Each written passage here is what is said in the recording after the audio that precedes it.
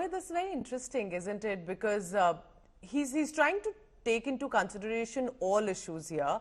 I want to understand precisely what do you think is the key takeaway that Donald Trump, through this interview or conversation, is trying to put out?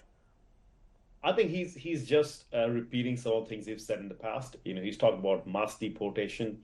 He's talked about how the wars wouldn't have occurred if he was the president. He's talked about his relationship with foreign leaders, even if those are dictators. He also talked about how he was able to handle North Korea at one point in time. That could have been a flashpoint. So I think he's trying to hit all the points that voters do worry about and care about in this election.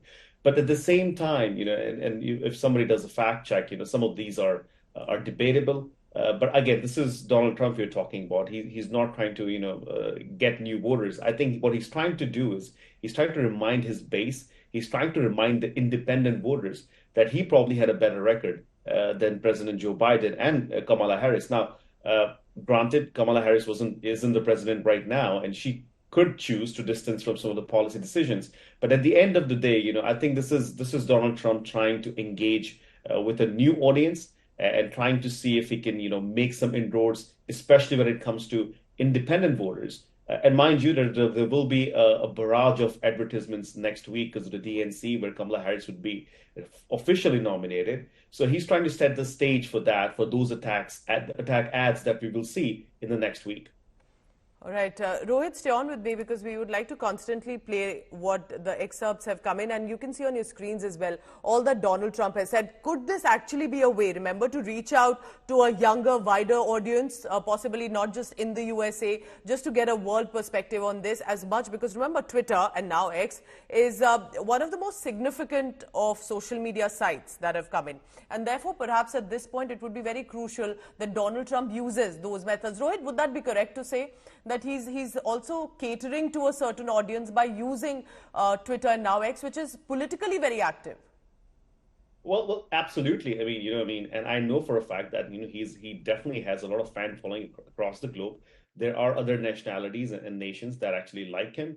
I would probably say, Israel Prime Minister Netanyahu had, actually even went to see him when he was here in the US a couple of weeks ago. So, look, I think what he's trying to do is he is trying to sort of, as I said, trying to somehow engage with people, trying to relaunch, this presidential campaign that has been stagnated for a while, especially the last 3-4 weeks since Kamala Harris has been nominated. So I also feel, and this is just me thinking out loud, he probably is trying to use the platform to sort of send some kind of message to the DNC and Democrats and Kamala Harris and their voters as to how different his presidency would be, as to what they have seen in the advertisements from Kamala Harris about them. And again, reiterating some of the facts. He's not wrong when he says that there wasn't a war when he was the president. He's not wrong in saying that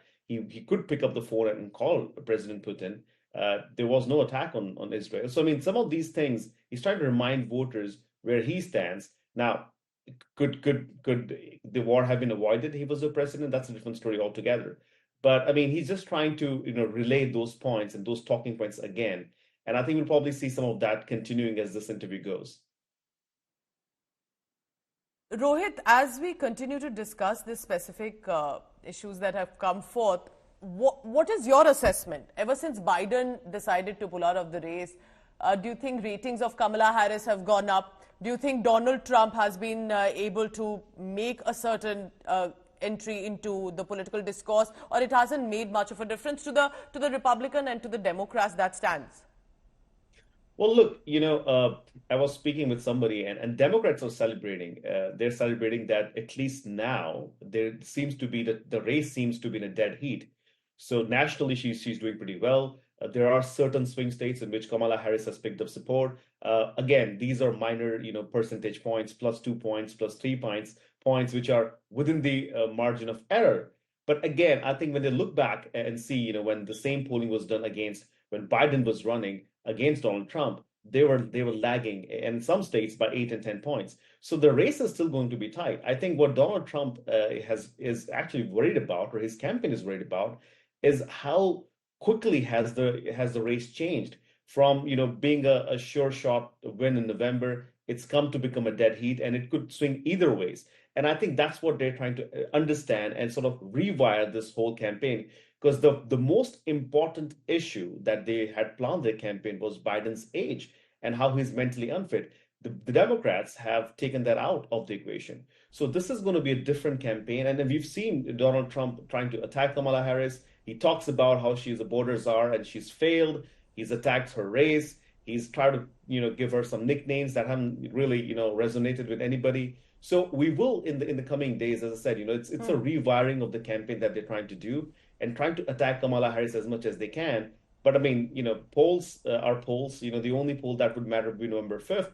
We've seen how badly Trump did in polls in 2016 and still won the presidency. So we'll have to wait and watch. But right now, it does seem like that President Trump is struggling in this campaign against Kamala Harris. All right, keep tracking all the latest on this, Rohit. And because this conversation has been significant, because it clearly is catering to a certain audience beyond perhaps who in the audience will be. We'll be tracking all the latest on that. Rohit, stay on with me as we look at these visuals coming in. Donald Trump and Kamala Harris now. Remember, Joe Biden's images are out. And you see Kamala Harris here. And that's why perhaps the reason that the reference to assassination bid, and that is going to be now the big focus. Thank you very much, Rohit Sharma, on that. We'll keep throughout the morning.